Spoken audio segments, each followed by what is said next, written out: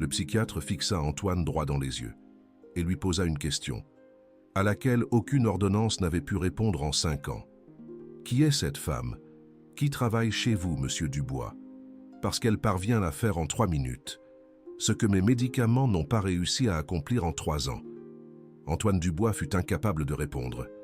Lui, le propriétaire de l'un des plus grands laboratoires Azur de France, l'homme qui avait investi des sommes colossales dans les meilleurs spécialistes du pays pour son fils, n'avait aucune idée que la réponse à tous ses problèmes était là, à nettoyer sa cuisine depuis 8 mois. Cette histoire ne devrait pas exister. Et pourtant, elle existe. Et ce que vous allez entendre dans les prochaines minutes va remettre en question tout ce que vous croyez savoir sur la médecine, sur l'amour et sur qui détient réellement le pouvoir de guérir. Si jamais vous avez eu l'impression que le monde s'écroulait autour de vous, sans raison apparente, si jamais votre cœur a battu si fort que vous avez cru mourir, si jamais vous avez ressenti une terreur absolue sans savoir pourquoi, alors cette histoire est pour vous. Lucas Dubois avait 14 ans, quand sa vie bascula à jamais.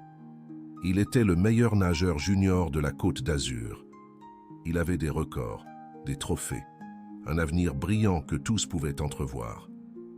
Ses entraîneurs parlaient des Jeux olympiques. Ses camarades l'admiraient. Son père, Antoine, planifiait déjà comment soutenir sa carrière professionnelle. Le jour du championnat régional, Lucas était dans les vestiaires, se préparant pour la course la plus importante de sa vie, jusqu'à présent. Il s'était entraîné pendant 2 ans pour cela. Il connaissait chaque brasse, chaque respiration, chaque seconde nécessaire pour gagner. Et alors, cela arriva, sans aucun avertissement, sans aucune raison logique, sans rien qui puisse l'expliquer. Son cœur commença à battre, comme s'il voulait s'échapper de sa poitrine. Ses mains se mirent à trembler, l'air se raréfia, les murs se rapprochèrent, le sol se mit à bouger, et une certitude absolue envahit chaque cellule de son corps. « Je vais mourir ». Ces 3 mots se répétèrent dans son esprit, pendant les 23 minutes qui suivirent. 23 minutes, qui lui parurent durer 23 heures.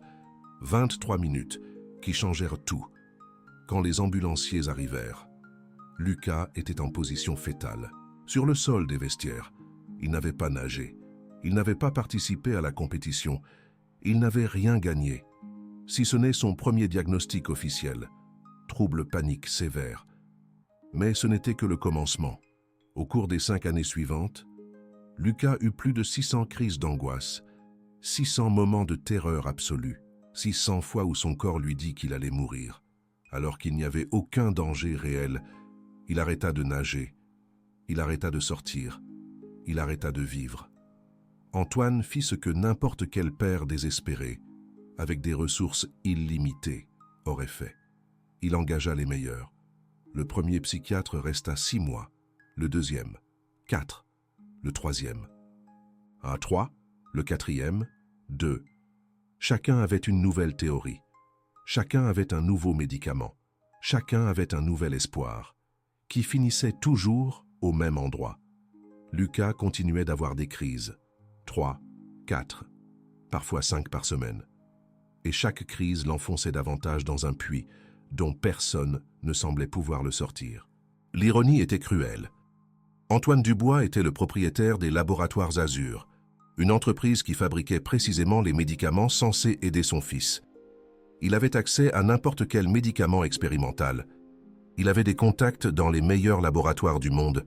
Il avait tout l'argent nécessaire pour acheter n'importe quelle solution. Mais aucune pilule ne fonctionnait. Aucune formule chimique ne pouvait apaiser ce que Lucas ressentait. Et pendant ce temps, Antoine travaillait 14 heures par jour, parce que c'était sa façon de gérer la douleur. Travailler, produire, fuir. Si cette histoire vous touche profondément, si vous connaissez quelqu'un qui souffre d'anxiété ou de crise d'angoisse, ou si vous avez vous-même ressenti cette terreur inexplicable, mettez un j'aime maintenant, non pas parce que je vous le demande, mais parce que ce sujet doit cesser d'être un tabou. Et chaque j'aime est un pas dans cette direction, 8 mois avant que le docteur Lemaire ne pose cette question. Qui allait tout changer? Une femme de 47 ans, arriva à la maison des Dubois, en quête d'un emploi. Elle s'appelait Espérance. Elle n'avait pas de CV impressionnant, pas de référence de familles importantes. Ce qu'elle avait, c'était un besoin urgent de travailler et un regard que la gouvernante de l'époque décrivit comme profondément triste, mais inexplicablement chaleureux. On l'embaucha comme employé de maison, rien de plus. Nettoyer, ranger, maintenir la demeure de 800 mètres carrés, dans un état impeccable. C'était son travail, son seul travail, pendant les premières semaines. Espérance fit exactement cela. Elle arrivait à 7 heures du matin. Elle nettoyait, elle rangeait. Elle partait à 4 heures de l'après-midi, sans drame, sans problème, sans rien de particulier. Mais Espérance remarquait des choses. Elle remarquait qu'il y avait une chambre au premier étage dont la porte était toujours fermée. Elle remarquait que parfois, de cette chambre, s'échappèrent des sons, des respirations agitées, des sanglots étouffés. Et toujours, quelqu'un se précipitait là-bas quand ces sons commençaient. Elle remarquait que M. Dubois était presque jamais là, que Mme Dubois avait des cernes permanentes, que les autres employés parlaient à voix basse de leur fils. Le fils que personne ne voyait. Le fils qui était malade de quelque chose que personne ne pouvait bien expliquer. Un jour, alors qu'elle nettoyait le couloir du premier étage, la porte de la chambre fermée s'ouvrit et Espérance vit Lucas pour la première fois. Il avait 19 ans, mais il en paraissait 40. Ses yeux étaient cernés, sa peau était pâle, son corps se mouvait, comme s'il portait un poids invisible qui le courbait vers le sol. Mais ce qui la frappa le plus, ce n'était pas son apparence, c'était la façon dont il la regardait, avec peur, avec honte, avec des excuses silencieuses d'exister. Espérance connaissait ce regard. Elle le connaissait trop bien, parce que 22 ans plus tôt, son propre fils l'avait regardé exactement de la même manière. Son fils Daniel, qui avait lui aussi des crises d'angoisse, qui avait lui aussi arrêté de vivre, qui avait lui aussi été traité par des spécialistes, qui n'avaient pas pu l'aider. Daniel, qui, à 22 ans, décida qu'il ne pouvait plus supporter cette terreur et prit une décision qui brisa Espérance à jamais. Mais il y avait quelque chose que Daniel lui avait dit avant de partir, quelque chose qu'elle n'oublia jamais. « Maman, la seule chose qui me calmait, c'était quand tu me prenais les mains et que tu respirais avec moi. Pas les médicaments, pas les docteurs, toi. » Et à ce moment, en voyant Lucas, debout dans ce couloir, avec le même regard que son fils avait eu, Espérance sut que l'univers l'avait placé là, pour une raison. Elle ne dit rien ce jour-là. Elle se contenta d'hocher la tête et continua de nettoyer. Mais elle commença à observer. Elle observa quand Lucas avait des crises. Elle observa comment les autres réagissaient. Elle observe les médicaments qu'on lui donne. Elle observe tout et ce qu'elle voit l'horrifie. Quand Lucas avait une crise, tout le monde courait. Tout le monde criait. Tout le monde paniquait avec lui. On lui donnait des pilules. On le laissait seul pour qu'il se calme. On le traitait comme une bombe sur le point d'exploser. Personne, absolument personne, ne restait simplement avec lui. Personne ne le touchait. Personne ne respirait avec lui. Personne ne lui disait avec le corps, pas avec des mots, qu'il n'était pas seul. 3 semaines après avoir vu Lucas pour la première fois, Espérance nettoyait près de sa chambre. Quand elle entendit les sons qu'elle connaissait déjà, la respiration accélérée, les sanglots, la terreur. L'infirmière de service était allée aux toilettes. Il n'y avait personne d'autre à l'étage. Espérance hésita une seconde. Juste une seconde. Et puis, elle ouvrit la porte. Lucas était par terre, contre le mur, les genoux collés à la poitrine. Ses yeux étaient ouverts, mais il ne voyait rien. Son corps tremblait comme s'il était au milieu d'un tremblement de terre que lui seul pouvait sentir. Espérance ne cria pas. Elle ne courut pas chercher de l'aide. Elle ne lui donna aucune pilule. Elle fit quelque chose que personne n'avait fait depuis 5 ans. Elle s'assit par terre à côté de lui et elle commença à respirer, lentement, profondément, audiblement. Elle ne dit rien. Elle ne le toucha pas. Elle respira simplement. 1, 2, 3, 4. Dedans, dehors, dedans, dehors. Au début, Lucas ne réagit pas. Il restait prisonnier de son propre enfer. Mais après une minute, quelque chose changea. Ses yeux bougèrent vers elle, juste un peu. Mais ils bougèrent, et Espérance fit autre chose. Elle étendit ses mains, paume vers le haut, une invitation, pas une imposition. Lucas la regarda ses mains, et après ce qui parut une éternité, il posa ses mains tremblantes sur les siennes. Espérance ne les serra pas. Elle les tint simplement, ferme, chaleureuse, présente. Et elle continua à respirer, dedans, dehors, dedans, dehors. 4 minutes plus tard, le tremblement de Lucas cessa. 3 minutes après cela, sa respiration se normalisa. 2 minutes plus tard, il fit quelque chose qu'il n'avait pas fait pendant une crise depuis 5 ans. Il parla. « Merci », murmura-t-il. Juste ça, un mot. Mais un mot qui valait plus que toutes les ordonnances médicales qu'il avait accumulées. Quand l'infirmière revint et vit la scène, elle faillit s'évanouir. « Que faites-vous » demanda-t-elle à Espérance d'une voix accusatrice. Espérance se leva, lissa son uniforme bleu et répondit avec calme. « Ce que vous auriez dû faire depuis longtemps, être avec lui, cette nuit-là. » Espérance ne put pas dormir. Elle pensa à Daniel. Elle pensa à toutes les fois où elle avait fait exactement la même chose avec son fils. Elle pensa à comment, après son départ, elle s'était juré que si elle avait un jour l'occasion d'aider quelqu'un d'autre, elle le ferait. Et maintenant, elle avait cette opportunité. Le lendemain, elle arriva 1 heure plus tôt au travail. Elle apporta quelque chose dans son sac, un cahier neuf et une bille de caoutchouc bleu qui avait appartenu à Daniel. Elle commença à prendre des notes. Chaque fois que Lucas avait une crise, elle notait l'heure, la durée, ce qui s'était passé avant, ce qui semblait l'avoir déclenché. Personne ne lui demanda de faire ça. Personne ne savait qu'elle le faisait. C'était son secret. Sa mission silencieuse, et chaque fois qu'elle le pouvait, quand il n'y avait personne autour, elle s'approchait de Lucas pendant ces moments de crise. Toujours la même routine.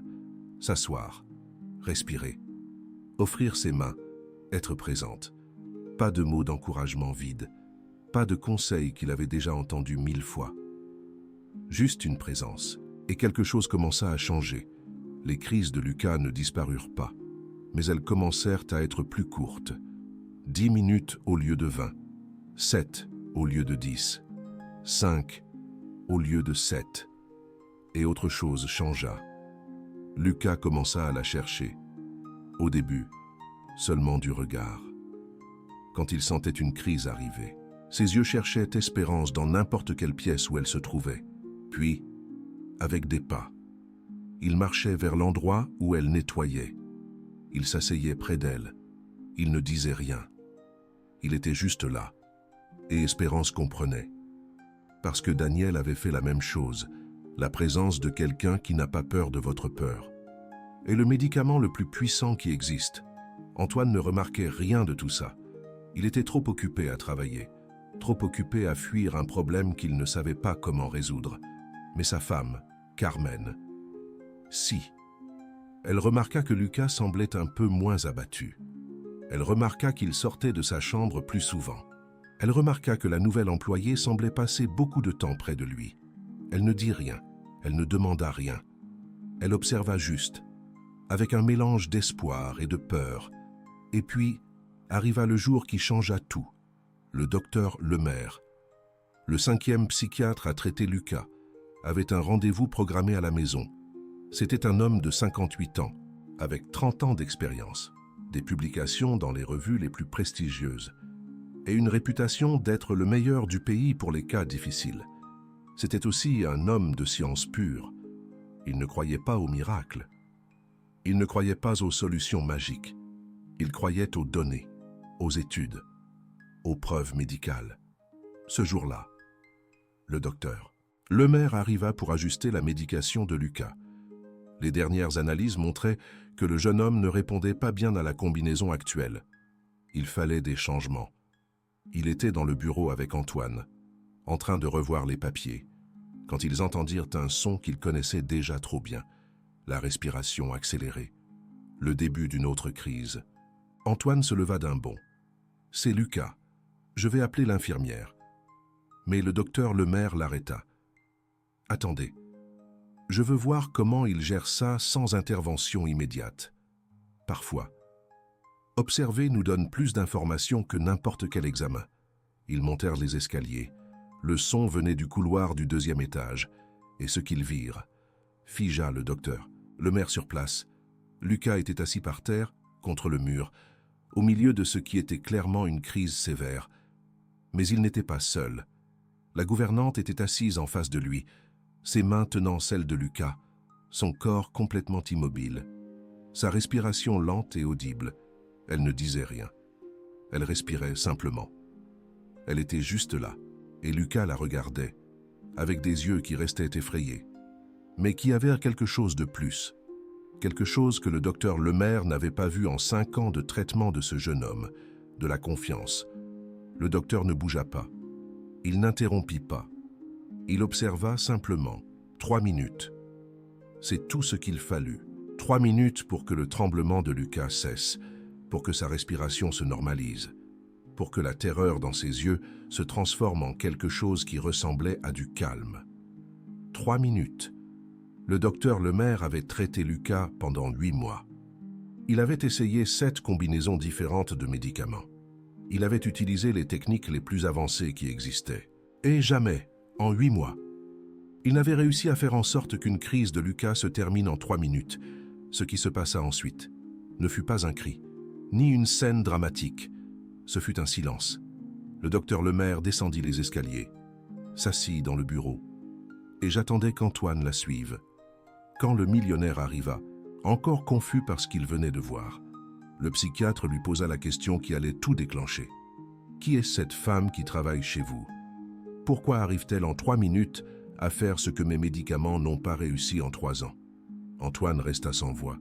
Son esprit était encore en train de digérer ce qui venait de se passer.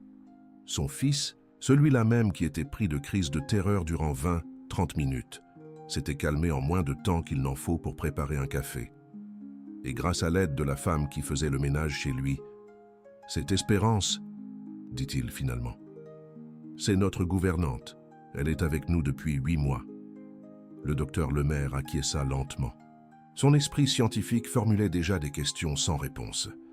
Ses 30 ans d'expérience lui disaient que ce qu'il venait de voir ne devait pas être possible. Et pourtant, il l'avait vu. « Il faut que je lui parle, » dit le psychiatre. Antoine hésita. Il n'était pas sûr qu'une employée de maison doive être impliquée dans le traitement médical de son fils. Mais quelque chose dans le regard du docteur Lemaire lui fit comprendre que ce n'était pas une simple suggestion. « Très bien, je vais l'appeler. » Quand Espérance entra dans le bureau, elle avait encore les mains humides. Après les avoir lavées suite à son intervention auprès de Lucas, son uniforme bleu était impeccable. Son expression était sereine, mais ses yeux portaient une tristesse profonde qu'Antoine n'avait jamais remarquée auparavant. « Asseyez-vous, s'il vous plaît, » lui dit le docteur Lemaire. Espérance regarda Antoine, cherchant sa confirmation. Il acquiesça. Elle s'assit sur le bord d'une chaise, comme prête à se lever à tout moment. « Ce que vous avez fait là-haut, » commença le psychiatre, « ce n'est pas quelque chose qu'on apprend dans un livre. Ce n'est pas quelque chose qu'on enseigne dans une école. D'où cela vous vient-il » Espérance garda le silence un instant. Ses mains se joignirent sur ses genoux. Ses yeux se remplirent de quelque chose qui n'était pas des larmes, mais qui s'en approchait dangereusement. « De mon fils, » répondit-elle finalement. Le silence dans la pièce devint lourd. « Votre fils » répéta le docteur Lemaire. Il s'appelait Daniel. Il avait aussi des crises d'angoisse. Elles ont commencé quand il avait 17 ans. Nous l'avons emmené chez des médecins, mais nous n'avions pas les moyens de consulter les meilleurs. Les médicaments qu'on nous donnait n'étaient pas très efficaces. Je ne savais pas quoi faire. Espérance fit une pause. Ses yeux fixaient un point précis sur le mur. Mais Antoine comprit qu'elle voyait quelque chose de très différent. Elle voyait le passé. Un jour, pendant une crise très forte, j'ai fait la seule chose qui me soit venue à l'esprit. Je me suis assise à côté de lui. Je lui ai pris les mains et j'ai respiré. Juste ça. J'ai respiré pour qu'il puisse suivre mon rythme. Et ça a marché, demanda le docteur Lemaire, pour la première fois. Espérance sourit. Mais c'était un sourire brisé. Ça a marché. C'était la seule chose qui marchait. Pendant 5 ans, chaque fois que Daniel avait une crise, je faisais la même chose.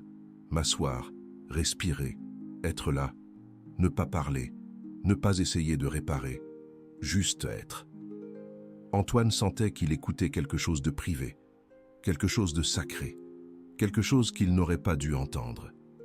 Mais il ne pouvait pas détourner son attention. « Qu'est-il arrivé à votre fils ?»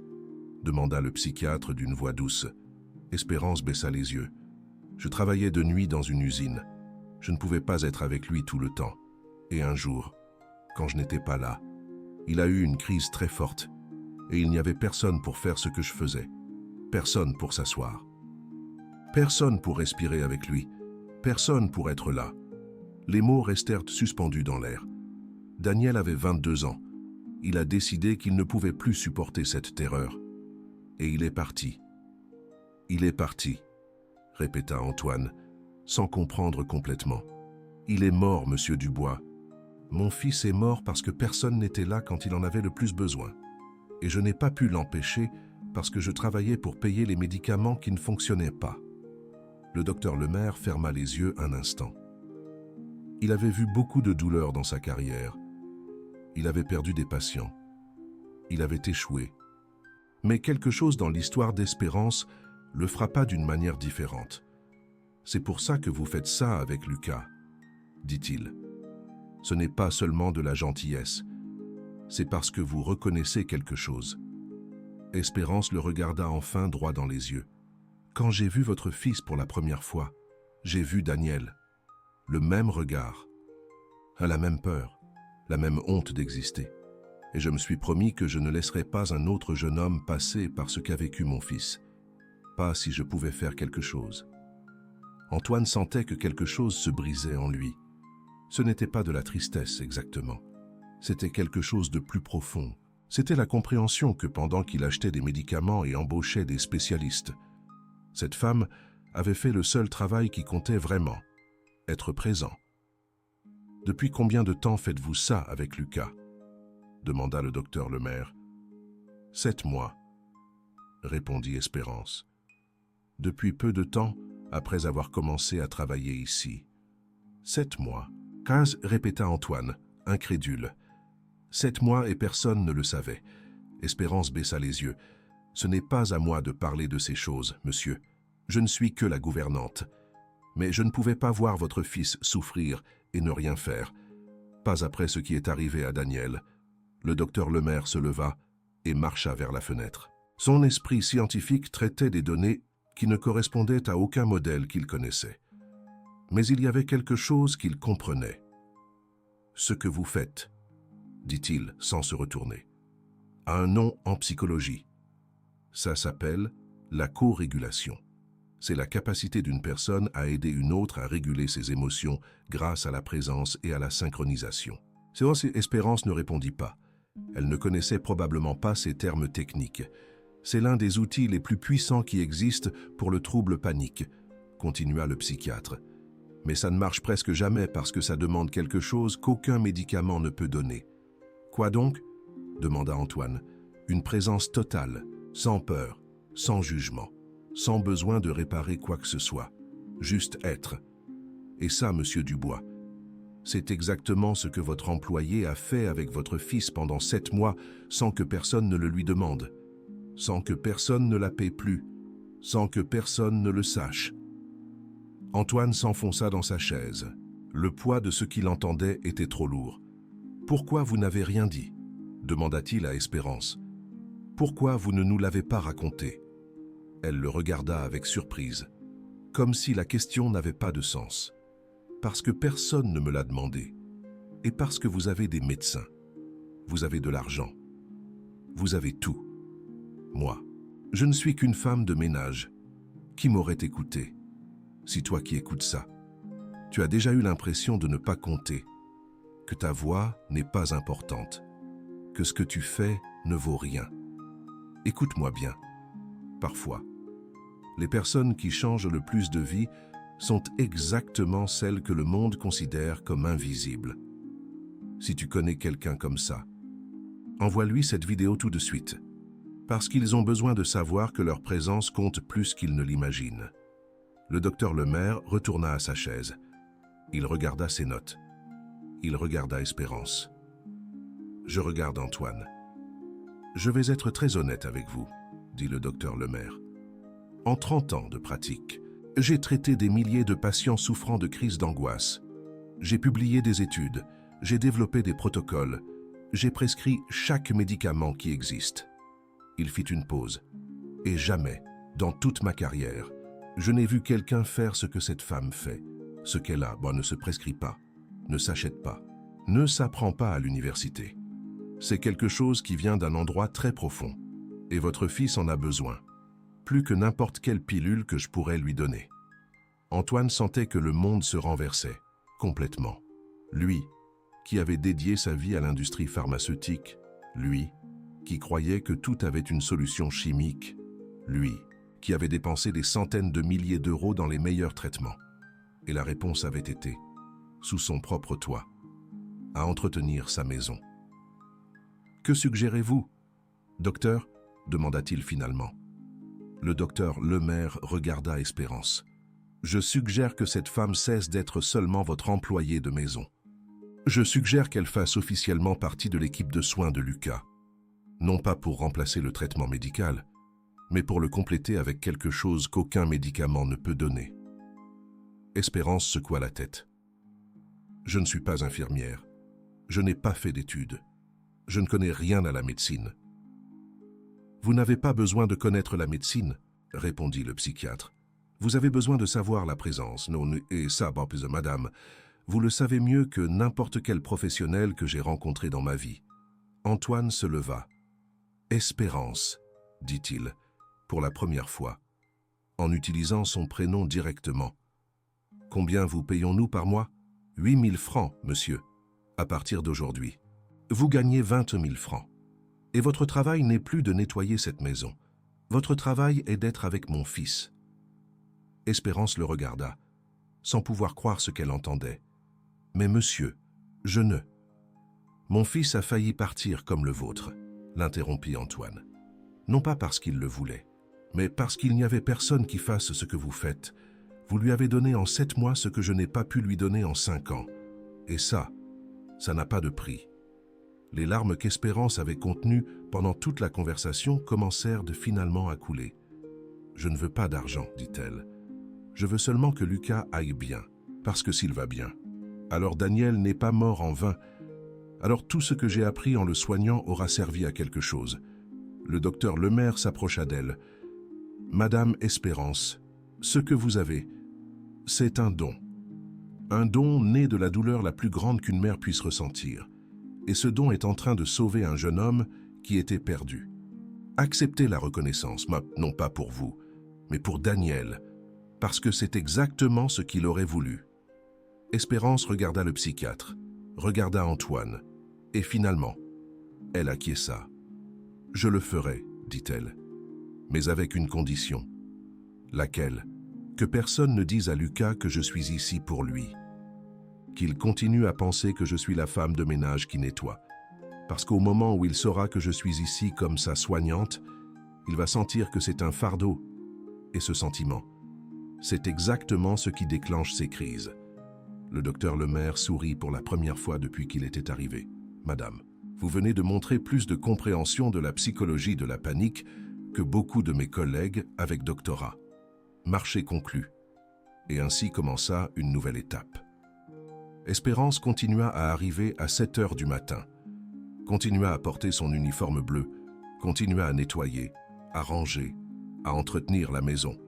Mais maintenant, son vrai travail était autre.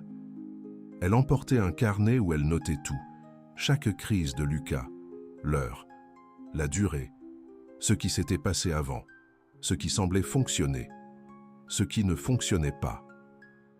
Elle apporta plus de choses de chez elle, une bille en caoutchouc bleu qui avait appartenu à Daniel, un enregistreur vocal, un livre de techniques de respiration qu'elle avait trouvé dans une bibliothèque publique des années auparavant.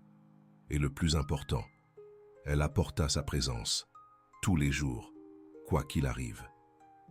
Espérance passait au moins 2 heures près de Lucas, pas toujours à parler, parfois juste à être dans la même pièce, à lire, à nettoyer, à exister, parce qu'elle avait appris avec Daniel que les personnes souffrant de panique ont besoin de savoir que quelqu'un est là, pas quand ils ont une crise, toujours, tout le temps. Ils ont besoin de cette certitude comme ils ont besoin de l'air. Et Lucas commença à changer, pas du jour au lendemain, pas comme un miracle instantané, mais il changea. Ses crises baissèrent de 4 par semaine à 3, puis à 2, puis, certaines semaines, seulement 1. Et quand il avait des crises, elles duraient moins longtemps, beaucoup moins longtemps, parce que maintenant, il avait quelque chose qu'il n'avait jamais eu auparavant.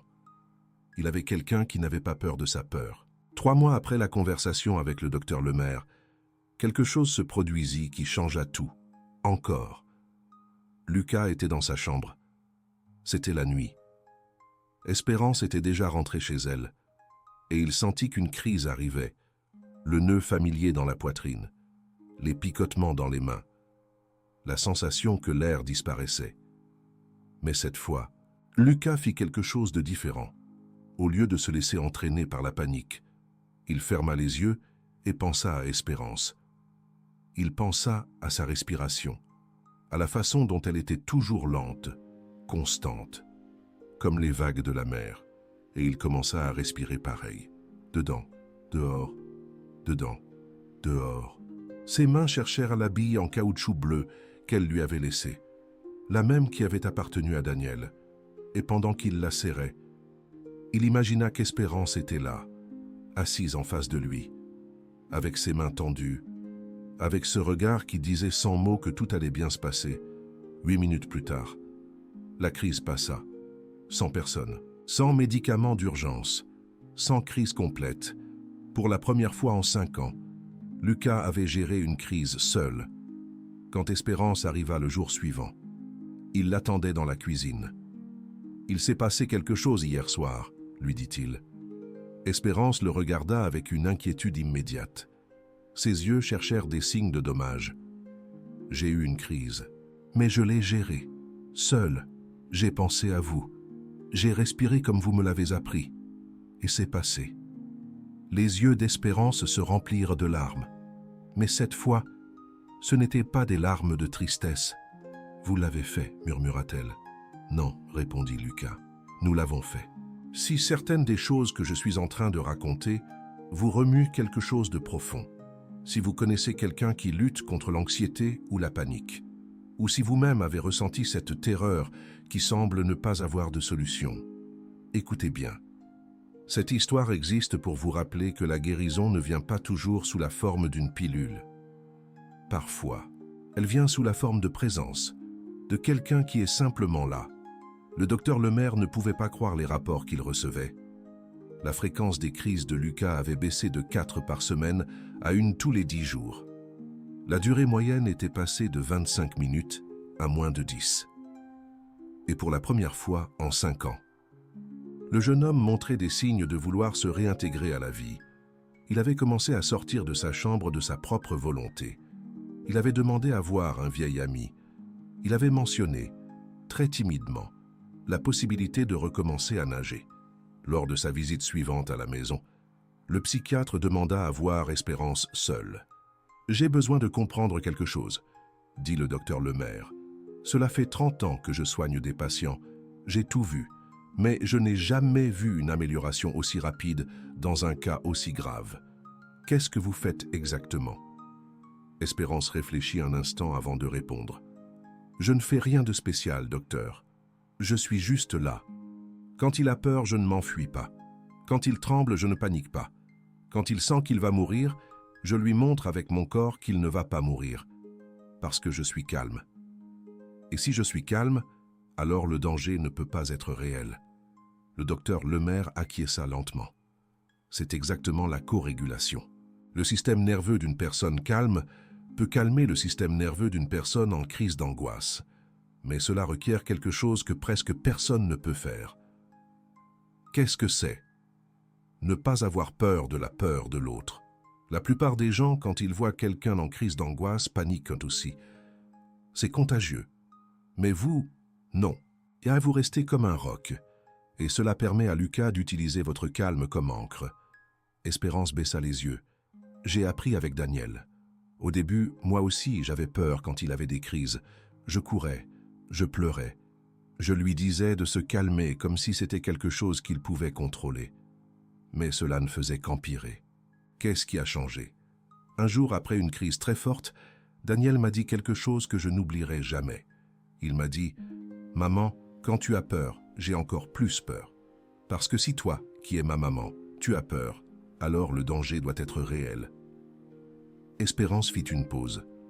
Ses yeux regardèrent le passé. Ce jour-là, j'ai décidé que je ne lui montrerais plus jamais de peur.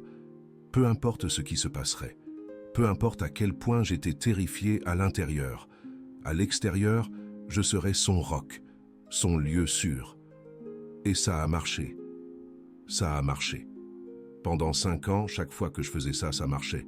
Le problème, c'est que je ne pouvais pas être avec lui tout le temps. Je devais travailler. Je devais payer les factures. Et le jour où je n'étais pas là, sa voix se brisa. Le docteur Lemaire lui laissa un moment. « Madame Espérance, ce que vous avez découvert par instinct est quelque chose que la science commence à peine à comprendre. Le pouvoir de la présence humaine pour réguler le système nerveux. Vous n'avez pas de diplôme, mais vous avez quelque chose de plus précieux. Vous avez l'expérience transformée en sagesse. » Espérance le regarda.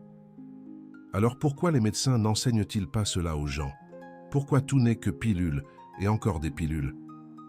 Le psychiatre soupira. « Parce que les pilules peuvent être vendues. Parce que les pilules sont plus faciles à mesurer. Parce que le système médical ne sait pas comment prescrire la présence. Il n'y a pas de code de facturation pour être avec quelqu'un sans peur. C'est injuste. C'est la réalité. Mais des cas comme le vôtre et celui de Lucas sont en train de changer cela. Petit à petit. Il y a des études maintenant, des recherches, des gens qui commencent à comprendre que le cerveau humain n'a pas été conçu pour se guérir seul. Il a été conçu pour se guérir en connexion. » Espérance acquiesça. « Mon fils m'a enseigné cela, avec sa vie et avec sa mort. » 4 mois plus tard, Antoine rentra à la maison plus tôt. Non pas parce que quelque chose de mauvais s'était passé, mais parce que quelque chose de bien était en train de se passer. Lucas lui avait envoyé un message. Un message qu'Antoine lut 3 fois pour s'assurer qu'il était réel. « Papa, je vais aller à la piscine du club, juste pour voir. Pas pour nager encore, mais je veux voir. » Antoine faillit avoir un accident de voiture à cause de l'émotion. Son fils n'avait pas mis les pieds dans une piscine depuis 5 ans. Il n'avait même pas voulu voir l'eau. Chaque fois que quelqu'un mentionnait la natation, ses yeux s'éteignaient et il s'enfermait dans sa chambre. Et maintenant, il voulait aller voir. Quand il arriva à la maison, il trouva Lucas dans l'entrée, vêtu de vêtements normaux, pas d'un pyjama, des vêtements normaux. Et à ses côtés, Espérance, avec son uniforme bleu, avec son sac où elle rangeait le cahier, la balle anti-stress et tout le reste. « Je peux y aller ?» demanda Espérance en regardant Antoine. Antoine faillit rire de la question. « Bien sûr que vous pouvez y aller. Vous allez là où mon fils va. » Le club était à 15 minutes de la maison. Pendant tout le trajet, Espérance était assise à l'arrière, à côté de Lucas. Ils ne parlaient pas. Elle était juste là. Sa présence était suffisante. Quand ils arrivèrent et que Lucas vit la piscine, il s'arrêta. Antoine retint sa respiration. Espérance ne bougea pas. L'eau brillait sous le soleil. Elle sentait le chlore. Le bruit des brasses des autres nageurs emplissait l'air. Lucas ferma les yeux. Et Antoine vit quelque chose qui le détruisit et le reconstruisit en même temps. Il vit son fils respirer. Lentement, profondément, exactement comme Espérance lui avait appris. Il vit ses mains chercher la balle anti-stress dans sa poche. Il vit son corps qui tremblait légèrement, mais ne s'effondrait pas. Et il vit Espérance, à 3 pas de distance, respirant au même rythme, comme un miroir, comme une ancre, comme un phare dans la tempête. 2 minutes passèrent, 3, 4, et alors Lucas ouvrit les yeux. « Je ne vais pas nager aujourd'hui, dit-il, mais je vais revenir, et un jour, je vais entrer dans l'eau. » Antoine ne put se contenir. Il embrassa son fils comme il ne l'avait pas embrassé depuis des années, comme s'il voulait récupérer tout le temps perdu en un seul instant. « Merci », murmura-t-il à Lucas. Mais Lucas secoua la tête. « Ne me remercie pas, papa. Remercie-la, elle. » Et il montra Espérance du doigt. La femme qui nettoyait sa maison. La femme qui gagnait 2000 € par mois. La femme qui avait perdu son propre fils et avait transformé cette douleur en un don. La femme qui avait fait ce que des centaines de milliers d'euros en traitement n'avaient pas pu faire. Antoine s'approcha d'Espérance, et pour la première fois, le millionnaire qui avait construit un empire pharmaceutique s'agenouilla devant une employée de maison. « Je ne sais pas comment vous remercier pour ce que vous avez fait, » dit-il, la voix brisée. Espérance le regarda avec tendresse. « Vous m'avez déjà remercié, monsieur. Vous m'avez remercié en me laissant être avec votre fils. Vous m'avez remercié en me donnant l'opportunité de faire ce que je n'ai pas pu faire avec Daniel. Mais je veux faire plus. Je veux que vous n'ayez plus jamais à vous soucier d'argent. Je veux que vous ayez une maison. Je veux que... » Espérance l'arrêta en levant une main. « Monsieur Dubois, la seule chose que je veux, c'est continuer à venir ici tous les jours. Continuer à voir Lucas aller mieux. Continuer à savoir que ce que j'ai appris avec mon fils sert à quelque chose. » Elle fit une pause. « Et peut-être, si vous voulez vraiment aider, vous pourriez faire quelque chose de plus grand. » « Quoi donc ? » ?»« Former d'autres personnes.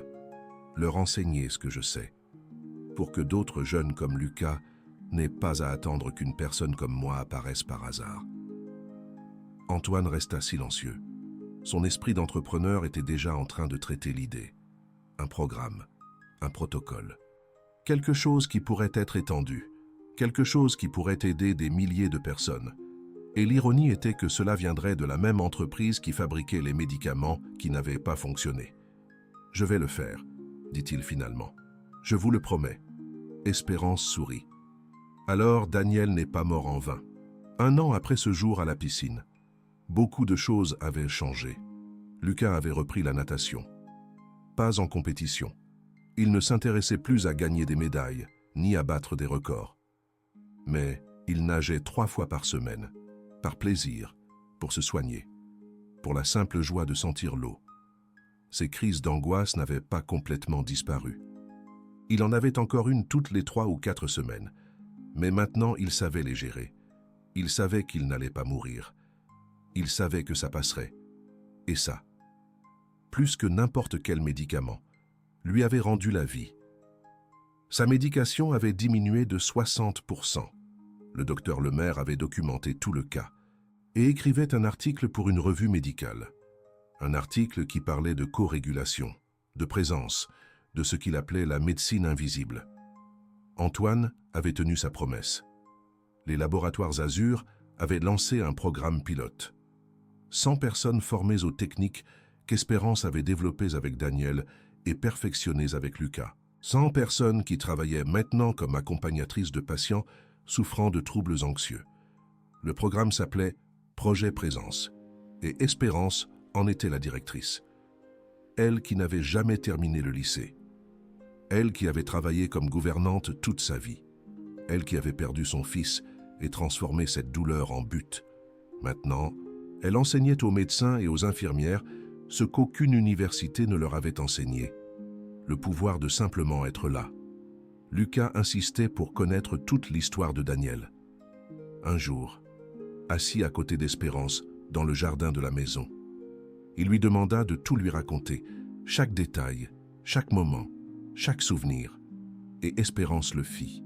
Elle lui parla d'un enfant qui aimait les étoiles et rêvait de devenir astronome, d'un adolescent qui un jour commença à avoir des crises que personne ne comprenait, d'années de lutte, de médecins, de médicaments qui ne fonctionnaient pas, Elle lui raconta les nuits qu'elle passait assise à côté de lui, à respirer, à le soutenir quand le monde s'écroulait. Elle lui raconta la nuit où elle n'était pas là, et le lendemain matin. Lucas pleura. Pas pour lui, pour Daniel, pour ce jeune homme qu'il n'avait jamais connu, mais qui d'une certaine manière avait sauvé sa vie depuis l'au-delà. « Je suis désolé », dit-il finalement. « Pourquoi es-tu désolé ?» demanda Espérance. « D'avoir survécu quand il n'a pas pu. » Espérance lui prit les mains, exactement comme elle le faisait pendant les crises, mais cette fois, ce n'était pas pour le calmer, c'était pour connecter. « Lucas, écoute-moi bien. Daniel n'est pas mort pour que tu te sentes coupable. Daniel est mort parce que je n'ai pas pu être avec lui quand il avait le plus besoin de moi. Mais sa mort m'a enseigné quelque chose qui maintenant sauve des vies. Ta vie et les vies de toutes les personnes que Projet Présence va aider. » Elle fit une pause. « Ta survie n'est pas une trahison à Daniel. C'est son héritage. Chaque jour où tu vis bien, chaque crise que tu gères, chaque moment où tu es présent pour toi-même. C'est Daniel qui vit à travers toi. » Lucas la regarda. « Comment peux-tu ne pas me haïr? J'ai tout ce qu'il n'avait pas. De l'argent, l'accès aux meilleurs médecins. Et le plus important, je t'ai-toi. » Espérance sourit. « Je ne te hais pas. Parce que te haïr serait haïr la seule chose de bien qui est sortie de la perte de mon fils. Tu es la preuve que sa souffrance a servi à quelque chose. Tu es la raison pour laquelle je me lève chaque matin. » Lucas ne dit rien. Il se contenta de la serrer dans ses bras. Et dans cette étreinte, deux histoires se rejoignirent. Celle du fils qui est parti et celle du fils qui est resté. Celle de la douleur qui détruit et celle de la douleur qui guérit. Celle de la mort et celle de la vie. Si tu es arrivé jusqu'ici, si cette histoire a remué quelque chose de profond en toi, j'ai besoin de te demander quelque chose. Ce n'est pas un like, ce n'est pas un abonnement, c'est quelque chose de plus important. Pense à quelqu'un dans ta vie qui se bat avec quelque chose qui semble ne pas avoir de solution. Quelqu'un avec de l'anxiété, avec de la dépression, avec de la peur. Quelqu'un qui se sent seul dans sa bataille. Et sois son espérance. Tu n'as pas besoin d'être médecin. Tu n'as pas besoin d'avoir toutes les réponses. Tu as juste besoin d'être là, de respirer avec eux, de ne pas fuir leur douleur, d'être leur roc. Parce que parfois, la guérison la plus puissante ne vient pas sous forme de pilule. Elle vient sous forme de présence. Le docteur Lemaire inclut une note spéciale à la fin de son article. La note disait la chose suivante. En 30 ans de pratique psychiatrique, j'ai vu le pouvoir des médicaments. J'ai vu comment ils peuvent stabiliser, comment ils peuvent calmer, comment ils peuvent redonner de la fonctionnalité à des personnes qui l'avaient en perdu. Je ne nie pas leur importance, mais j'ai aussi vu leurs limites. Et dans le cas de Lucas Dubois, j'ai vu quelque chose que la science commence à peine à comprendre. J'ai vu comment la présence d'une femme sans titre, sans formation, sans aucune connaissance technique, a réussi ce que des années de traitement pharmacologique n'ont pas pu. Je n'écris pas cela pour discréditer la médecine. J'écris cela pour l'étendre, pour rappeler à mes collègues que l'être humain n'est pas seulement un cerveau qui a besoin de la bonne chimie. C'est un être social qui a besoin de connexion. Et parfois, la meilleure médecine, c'est simplement quelqu'un qui n'a pas peur de notre peur. 3 ans plus tard, Lucas fit quelque chose que personne n'avait pensé être possible. Il nagea dans une compétition, pas au niveau régional, pas à la recherche de records, juste une compétition locale du club, rien d'important dans le grand schéma des choses, mais pour lui, c'était tout. Quand il arriva à la piscine ce jour-là, son cœur battait vite. Ses mains transpiraient, le fantôme de la crise d'il y a 8 ans était là, lui murmurant que ça allait recommencer.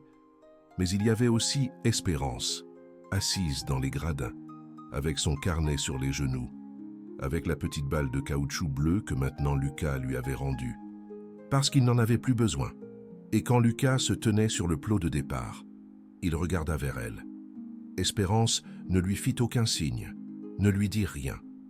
Elle respira simplement, lentement, profondément, visiblement. Et Lucas respira avec elle. Dedans, dehors, dedans, dehors. Le coup de pistolet retentit. Lucas se lança à l'eau et nagea. Il ne gagna pas, Il termina 4e sur 6, un résultat médiocre pour ce qui avait été le meilleur nageur junior de la région. Mais quand il sortit de l'eau, il avait un sourire qu'il n'avait pas eu depuis 8 ans. Parce qu'il n'avait pas gagné une course, il avait gagné quelque chose de beaucoup plus grand. Il avait gagné la bataille contre sa propre peur. Antoine était dans les gradins, pleurant comme il n'avait pas pleuré depuis qu'il était enfant. Carmen était à ses côtés, agrippée à son bras, n'arrivant pas à croire ce qu'elle voyait. Et Espérance était là, calme, sereine, avec des larmes silencieuses coulant sur ses joues, des larmes pour Lucas, des larmes pour Daniel, des larmes pour toutes les années de douleur qui avaient finalement trouvé leur but. Cette nuit-là, dans la maison des Dubois, il y eut une célébration. Mais ce n'était pas une célébration de la victoire, c'était une célébration de la survie. Lucas se leva devant tous les invités et dit quelque chose que personne n'attendait. Il y a 3 ans, je ne voulais plus vivre. Pas de la manière dramatique que vous imaginez peut-être. Mais je ne voulais plus. Chaque jour était une bataille que je perdais. Chaque crise d'angoisse me convainquait davantage que le monde serait meilleur sans moi. Un silence pesant s'installa dans la pièce. Et puis, Espérance est arrivée. Une femme qui avait perdu son propre fils, à cause de la même chose que je ressentais. Une femme qui avait toutes les raisons du monde de fuir la douleur. Mais au lieu de cela, elle s'est assise avec moi, a respiré avec moi. Elle m'a montré que je n'étais pas seul. Lucas regarda Espérance. Tu ne m'as pas sauvé parce que tu avais les réponses. Tu m'as sauvé parce que tu étais là. Et aujourd'hui, je suis vivant, parce que quelqu'un a eu le courage de ne pas fuir ma peur. Espérance se leva et s'avança vers lui. « Je n'ai besoin d'aucune médaille, » dit-elle. « Je n'ai besoin d'aucune reconnaissance. J'avais juste besoin de savoir que Daniel n'était pas mort en vain. Et chaque fois que je te vois vivre, je le sais de tout mon cœur. » Lucas la serra dans ses bras, et dans cette étreinte, il y avait 2 mères. Celle qui l'avait mis au monde, et celle qui lui avait appris à vouloir y rester. Cette histoire ne devrait pas exister. Un fils qui est parti, un fils qui est resté, une mère qui a tout perdu et a trouvé un nouveau but. Un père qui avait tout et a découvert qu'il lui manquait la seule chose importante. Un psychiatre qui a admis que ses médicaments n'étaient pas suffisants. Une entreprise pharmaceutique. Les laboratoires Azur, qui a commencé à prescrire de la présence. Un jeune homme qui a recommencé à nager après avoir pensé qu'il ne le pourrait plus jamais. Et une gouvernante qui a tout changé. Si vous croyez que les miracles n'existent pas, vous n'avez pas rencontré Espérance. Si vous croyez que l'argent achète tout, vous n'avez pas vu un millionnaire s'agenouiller devant une femme qui gagne 2000 € par mois. Si vous croyez que les médecins ont toutes les réponses, vous n'avez pas entendu un psychiatre admettre qu'une femme de ménage en sait plus que lui. Et si vous croyez que vous êtes seul dans votre bataille, vous devez savoir quelque chose. Quelque part, il y a une espérance qui vous attend. Peut-être est-ce une personne que vous connaissez déjà? Peut-être est-ce quelqu'un que vous n'avez pas encore trouvé. Peut-être êtes-vous vous-même cette personne pour quelqu'un d'autre. Mais elle existe. La présence dont vous avez besoin existe. Vous avez juste à la laisser entrer. Où sont-ils maintenant? Lucas a 23 ans. Il étudie la psychologie à l'université. Il veut devenir thérapeute spécialisé dans les troubles anxieux. Il dit qu'il veut être pour les autres ce qu'Espérance a été pour lui. Antoine a réduit sa journée de travail à 8 heures. Il consacre ses soirées à être avec sa famille et à superviser personnellement le projet Présence. Il dit que pour la première fois de sa vie, il sent que son argent sert à quelque chose qui compte vraiment. Le docteur Lemaire a pris sa retraite, mais continue de donner des conférences sur la corégulation et l'importance de la présence dans le traitement psychiatrique. Son article sur le cas de Lucas a été cité dans plus de 200 études. Le projet Présence a formé plus de 2000 personnes en 3 ans. On estime qu'ils ont aidé plus de 15 000 patients atteints de troubles anxieux dans toute la France. Et Espérance. Espérance arrive toujours à 7 heures du matin. Elle porte toujours son uniforme bleu. Elle s'assoit toujours avec Lucas quand il en a besoin, même s'il n'en a presque plus besoin. Mais maintenant, elle voyage aussi. Elle donne des conférences. Elle forme d'autres personnes.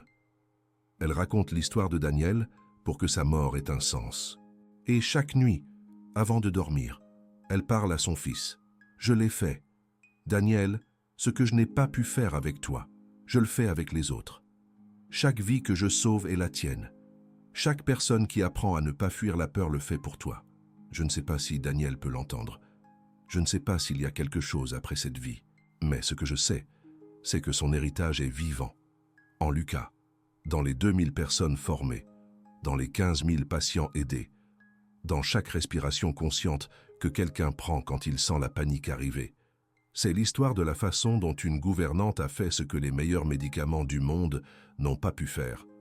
Pas avec des formules chimiques, pas avec des techniques avancées, pas avec rien qui puisse s'acheter, avec de la présence, avec de l'amour, avec la décision de ne pas fuir la peur d'un autre être humain. Si cette histoire vous a touché, si vous connaissez quelqu'un qui a besoin de l'entendre, partagez-la.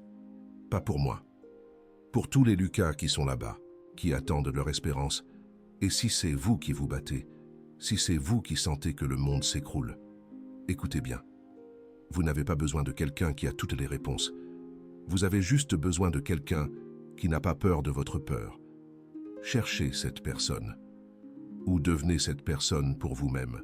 Parce que le remède le plus puissant qui existe ne vient pas dans une pilule. Il vient sous forme de présence. Et cette présence peut être la vôtre. Il y a quelque chose de plus que j'ai besoin de vous raconter avant de terminer. 2 ans après que Lucas ait recommencé à nager, il a reçu une lettre. La lettre venait d'une mère à Lyon. Elle s'appelait Sophie. Elle avait un fils de 16 ans qui souffrait de crises d'angoisse depuis l'âge de 12 ans. Sophie avait vu une interview d'Espérance à la télévision.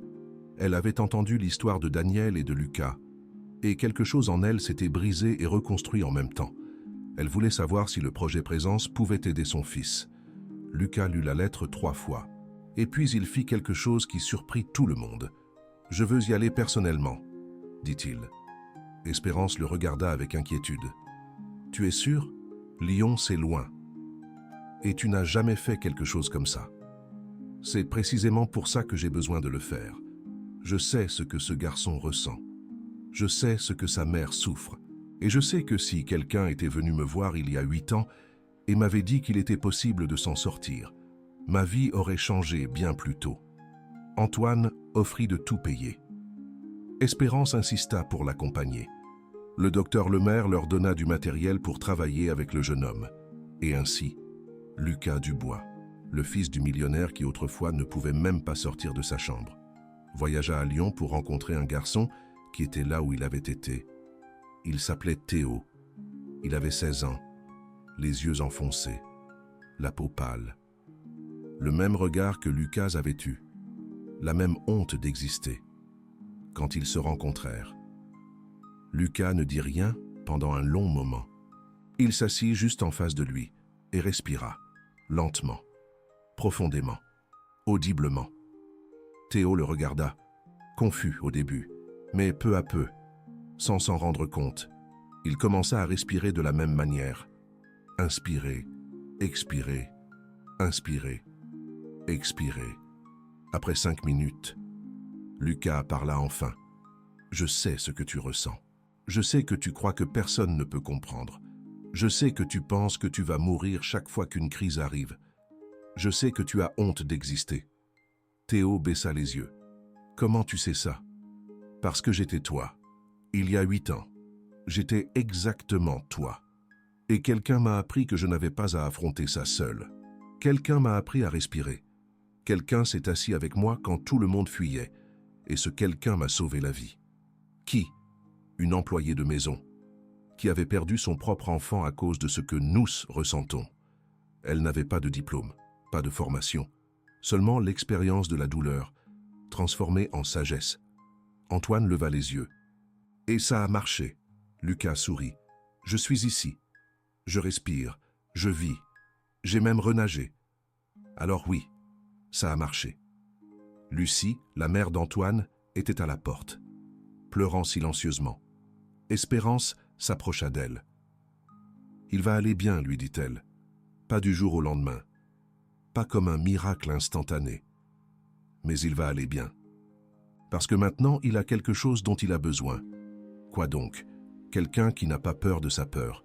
Cette visite dura 3 jours. Lucas enseigna à Antoine les techniques qu'Espérance lui avait enseignées. Espérance enseigna à Lucie ce qu'elle avait appris avec Daniel. Le docteur Lemaire, qui s'était joint par visioconférence, ajusta le traitement pharmacologique du jeune homme. Quand ils partirent, Antoine les embrassa tous les deux. « Merci, dit-il. Pour la première fois depuis 4 ans, j'ai l'impression que quelqu'un me comprend. Tu n'as pas à nous remercier, répondit Lucas. Tu dois juste faire une promesse. Laquelle? Que lorsque tu iras mieux, tu feras la même chose pour quelqu'un d'autre. Tu iras t'asseoir avec quelqu'un qui est là où tu es maintenant. Tu respireras avec lui. Tu lui montreras qu'il n'est pas seul. Antoine acquiesça. Je le promets. C'est la chaîne qu'Espérance a initiée sans le savoir. Daniel a enseigné à sa mère a enseigné à Lucas. Lucas a enseigné à Antoine. Et Antoine, 1 an plus tard, voyagea à Nice pour rencontrer une jeune fille de 14 ans qui souffrait de la même chose. La chaîne continue de grandir. Pas parce que quelqu'un a les réponses parfaites, pas parce qu'il existe une pilule magique, pas parce que les médecins ont découvert la cure définitive, mais parce que les gens apprennent à ne pas fuir la peur des autres. Le docteur Lemaire a inclus cela dans la dernière édition de son article. Il a écrit que la co-régulation n'est pas seulement une technique clinique. C'est une façon d'être au monde. C'est la décision de rester présent quand tout en nous veut fuir. C'est le courage de soutenir quelqu'un dans son moment le plus sombre, sans essayer de le réparer. Et il a écrit quelque chose de plus. Il a écrit que si la médecine moderne veut vraiment soigner les gens, et pas seulement les traiter, elle doit comprendre quelque chose de fondamental. L'être humain n'a pas été conçu pour guérir seul. Il a été conçu pour guérir en connexion. Et parfois, la connexion la plus puissante vient des personnes les moins attendues. D'une employée de maison qui a perdu son enfant, d'un jeune homme qui a passé 5 ans enfermé dans sa chambre, d'une mère qui ne savait pas quoi faire, mais a décidé de rester. C'est ça la médecine invisible. C'est ça que les pilules ne peuvent pas donner. C'est ça que cette histoire te raconte. Peu importe qui tu es, peu importe tes diplômes, peu importe combien d'argent tu gagnes, tu peux être la présence dont quelqu'un a besoin. Tu as juste à décider de ne pas fuir. C'est tout. Et c'est tout ce dont tu as besoin. Merci d'avoir écouté jusqu'à la fin. Cette histoire existe parce que quelqu'un a décidé de la raconter. Et maintenant, elle existe en toi. Fais-la vivre. Partage-la. Et si tu peux, sois l'espérance de quelqu'un, parce que dans un monde rempli de pilules, parfois la meilleure médecine est simplement d'être là.